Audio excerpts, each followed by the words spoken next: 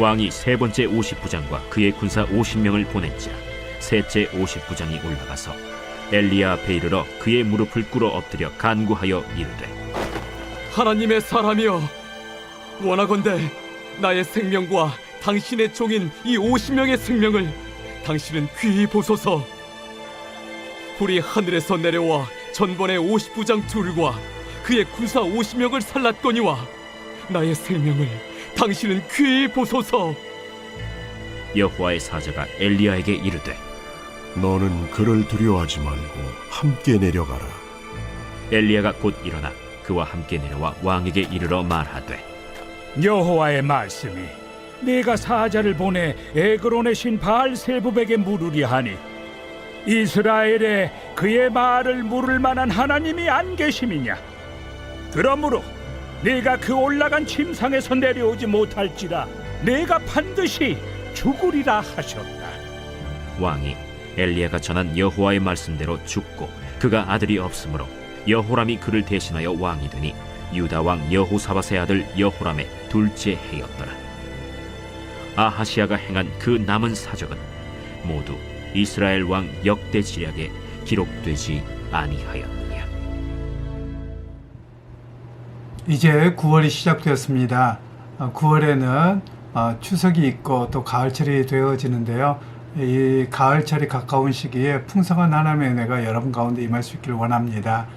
이제 이 9월에는 열왕기하 말씀을 보겠는데요. 주일부터 시작되어서 오늘은 열왕기하 1장 13절로 18절의 말씀입니다. 먼저 열왕기하에 대한 잠깐 배경을 설명을 드리고 오늘 말씀을 전하는 것이 훨씬 더 유익하리라고 생각을 합니다. 열왕기상하는 이제 사울 왕부터 시작해서 마지막 남유다의 시드기야 왕까지의 분열왕국의 상황을 이야기하고 있습니다.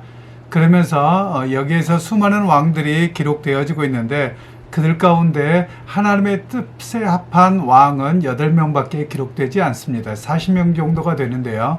바로 8명만이 하나님 앞에 인정받는 그런 왕이 되었음을 이야기를 하고 있습니다. 그러면서 오늘 성경의 평가는 이런 것이지요. 대표적으로 이제 아합 왕인데요. 아합 왕은 열왕기상으로 맞춰지는데 아합 왕은 세상적으로 보면 굉장히 부강한 나라와 왕권을 강화시켰습니다. 그런데 성경에서 하나님의 메시지는 가장 악한 왕이었던 것으로 기록을 합니다. 그 이유는 하나님의 말씀의 기준에 서 있지 아니하고 세상적인 권리와 또 하나님을 떠난 상태에서 우상숭배로 서 있었던 모습 때문에 하나님은 그렇게 평가하고 계시는 것입니다. 그러면서 오늘 본문에서 이야기하기는 먼저 우리가 이런 입장에서 성경을 이해하도록 합니다.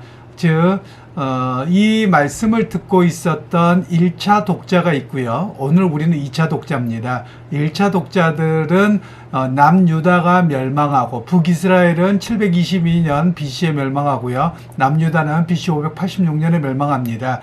그래서 멸망해서 바벨론으로 포로 끌려가고 있던 그들에게 기록된 것입니다. 그래서 그들에게 우리 조상들의 왕들의 역사를 반추해 보면서 왜 우리가 이렇게 고난을 당하고 있었는지를 되돌아보게 하고 어떻게 해야지 하나님의 약속을 따라 회복될 것인가, 이런 메시지가 담겨져 있습니다. 그러면서 이 열왕기 상하에는 선지자들을 중심으로도 기록되어져 있는데요. 특별히 엘리야와 엘리사 선지자가 많이 강조되어져 있습니다. 그러면서 왕과 선지자를 비교하기도 합니다. 왕들은 하나님께서 주신 그 역할들이 있는데 그 역할들은 자기가 하나님으로부터 그 권한을 위임받은 겁니다. 그런데 위임받은 것이 아니라 자기 것이라고 여기는 그 순간 교만하게 되고 우상숭배하고 하나님을 떠나게 된 것이고요. 선지자들은 철저하게 하나님의 위임받은 자로서 하나님의 말씀을 전하고 있음을 오늘 성경에서는 말씀하고 있는 내용들입니다. 그러면서 이 열왕기하의 시작은 아하시야 왕으로부터 시작되고 또 엘리야의 제자인 엘리사 선지자의 사역에 집중하고 있습니다.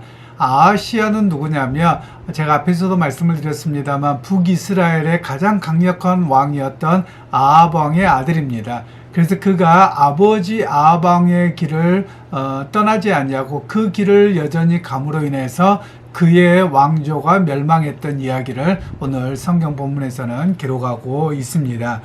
그러면서 오늘 성경에서는 이스라엘 백성들이 포로 끌려갔던 이스라엘 백성들이 하나님 앞에서 자신들과 자신의 왕들을 되돌아보면서 우리가 앞으로 어떻게 살아가야 되는가, 어떤 기대감 속에 살아가야 되는가를 이야기합니다. 그러면서 남유다가 마지막에 시드기야 왕에 의해서 멸망당하는데 여전히 남유다의 백성들이 살아남습니다. 그러면 이것을 이야기하는 것은 뭐냐면 하나님의 약속된 메시아를 기다리도록 하시는 겁니다.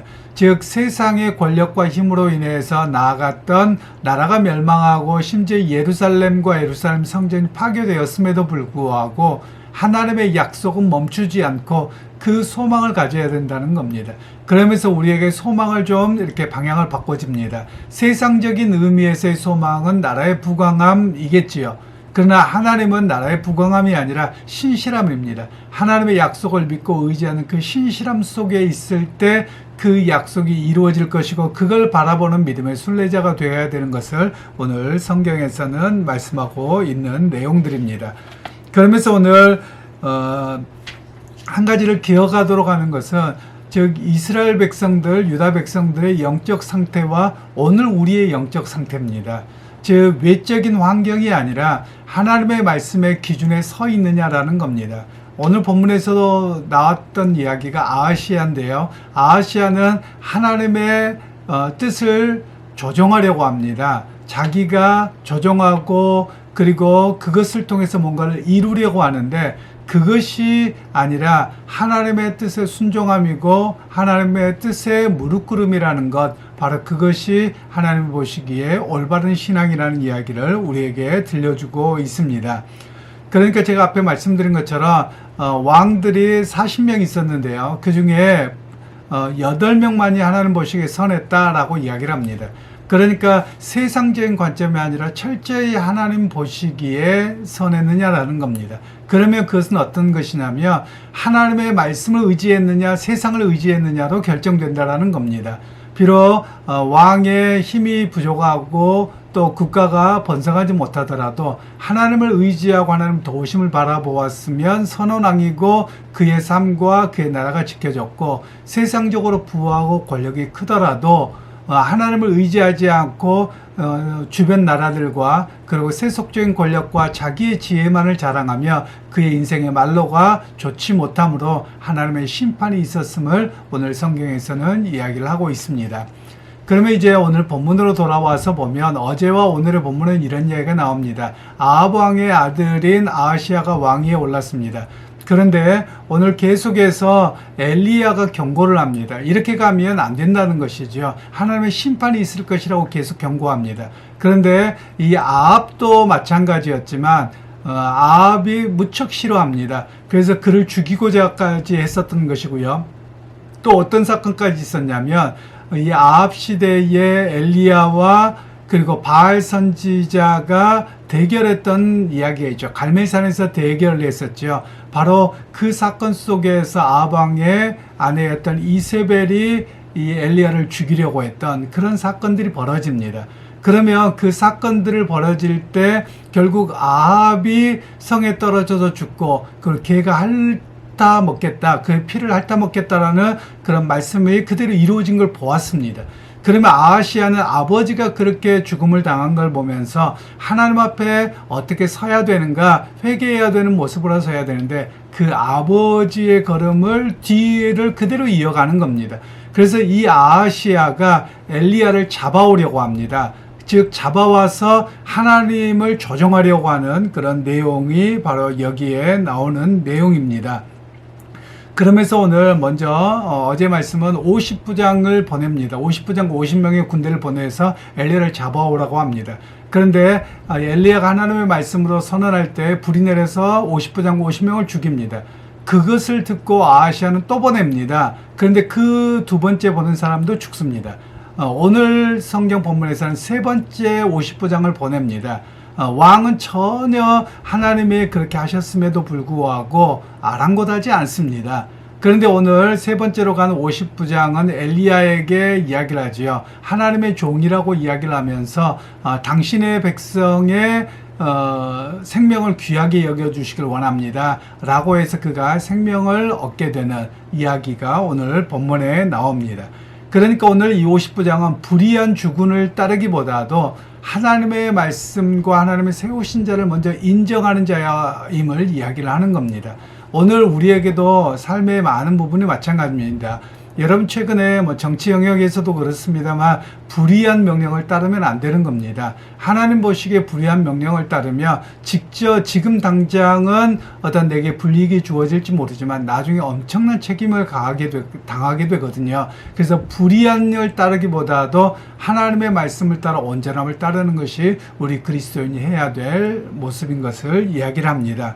그러면서 이제 오늘 아하시야는 엘리야를 통제하면 자기 운명을 바꾸고 나라의 운명을 바꿀 거라고 생각합니다. 그래서 잡아오라고 이야기를 하는 것이지요. 그런데 오히려 엘리야는 아하시야 면전에서 하나님의 뜻을 통제할 수 없다는 겁니다. 하나님의 뜻은 그대로 받아들이고 순응하는 것이 바로 왕이 해야 될 모습이라는 것을 계속해서 엘리야 선지자는 이야기를 하고 있는 것입니다. 결국 아하시야는 엘리야의 메시지대로 그가 침상에서 죽습니다. 그는 자기의 힘으로 하나님의 뜻을 통제하고 조작하려고 했는데 오히려 힘없이 전쟁에서도 아니지요. 그 죽음을 그렇게 맞이하는 모습이 얼마나 무력한가 오늘 성경은 우리에게 말씀을 하고 있습니다. 결국 이 아하시야가 죽음으로 인해서 북왕국의 아합 왕조는 끝나게 되는 그런 역사가 오늘 성경에 기록되어져 있습니다. 여러분 오늘 이 본문에서는 우리에게 말씀합니다. 하나님의 뜻과 하나님의 계획을 우리가 조작하려고 하지 말아야 된다라는 것을 이야기합니다. 많은 이들이 하나님의 뜻을 통제하고 조작하려고 합니다. 자기가 원하는 대로 하나님의 뜻을 듣고 싶어 합니다. 이렇게 하나님의 뜻을 통제하려고 했던 이야기가 구약에서 한번 나오고 신약에서 한번 나옵니다. 물론 여러 번 나오지만 크게 나오는 이야기인데요. 사사기 17장에 가면 미가의 제사장 이야기가 나옵니다. 어떤 에브라임 산지에 미가라는 사람이 있는데 그 사람이 어디를 가다가 미가가 그 제사장을 자기 집안의 제사장으로 삼습니다. 그랬는데 그 지역에 있는 사람들이 오히려 한 집안의 제사장이 되지 말고 우리 족속의 제사장이 되라 이렇게까지 하는 내용이 나옵니다. 이 이야기는 뭐냐면 이미 하나님이 세우신 제사장이 있거든요. 그런데 하나님의 뜻을 통제하고 제사장을 자기 임의로 조정하며 자기가 복받을 것이라는 그런 이야기로 이해를 하고 있는 것입니다. 이런 사건이 사도행전 5장에 한번 나오는데요. 우리가 아시는 것처럼 아나니아와 삽비라 사건입니다. 예루살렘에 예수님의 십자가의 죽으심과 부활하심을 경험한 공동체를 보통 초대교회라고도 하고요. 예루살렘 공동체 또는 마가의 다락방 공동체라는 표현을 사용하기도 합니다. 그때 레위라고 하는 사람이 바나바라고도 하지요. 이 사람이 자기의 밭을 팔아서 당시에 그곳에 올라와 있던 헬라파 유대인들을 구제하는 일로 다 사용합니다. 그랬더니 수많은 사람들이 다 가지고 와서 사도의 발 앞에 놓고서 자기의 필요를 따라 가져가는 이야기가 나옵니다. 그 모습을 보고 예루살렘에 살던 아나니아와 삽비라가 자기의 밭을 팝니다.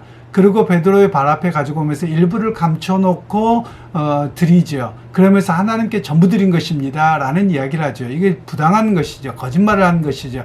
그런데 그의 의미는 무엇이냐면 자기가 복받기를 하나님의 뜻을 조작하려고 하는 겁니다. 하나님의 뜻을 자기 임의대로 통제하려고 하는 겁니다. 바로 하나님이 누구신지에 대한 바른 이해가 없어서 이런 모습이 나타나는 것이죠. 바로 이런 모습에 계속해서 오늘 우리의 삶에도 반복되어서는 아니 되는 겁니다. 오히려 우리가 해야 될 일은 하나님의 뜻을 내 뜻으로 맞추는 게 아닙니다. 우리가 종종 그런 이야기를 하지요. 우리 예수님께서는 우리에게 가르쳐 주시기를 내 뜻대로 마옵시고 아버지 뜻대로 하옵소서 라고 가르쳤는데 우리는 보통 어떻게 합니까? 아버지 뜻은 상관없고 내 뜻대로 하옵소서. 이게 바로 우리의 모습이거든요. 이것이 바로 통제하고 조작하려고 하는 우리의 인간의 욕망이라고 할 수 있는 것입니다. 바로 오늘 성경에서는 그런 인간의 욕망과 그런 통제하려고 하는 것을 떠나서 하나님의 뜻에 순복할 수 있고 그 하나님 앞에 겸손할 수 있는 그런 신앙인이 되어야 함을 말씀하고 계시는 겁니다. 그러기 여러분, 오늘 하루를 살아가실 때 하나님 내게 주신 삶입니다. 오늘 내게 주신 삶이에요. 그럼 내게 주신 삶을 하나님 말씀대로 거룩하게 살아내겠습니다. 하나님의 뜻이라며 오늘도 순종하고 잘 감당하겠습니다. 이 고백이 있어야 되는 것입니다. 여러분, 오늘 우리가 믿음의 사람으로서 살아갈 때 주어진 삶을 하나님 앞에 감사함으로 잘 순응하고 감당하는 것, 바로 우리의 몫입니다. 피하려고 하는 것이 아니라 잘 감당하는 것이 우리의 모습이어야만 합니다.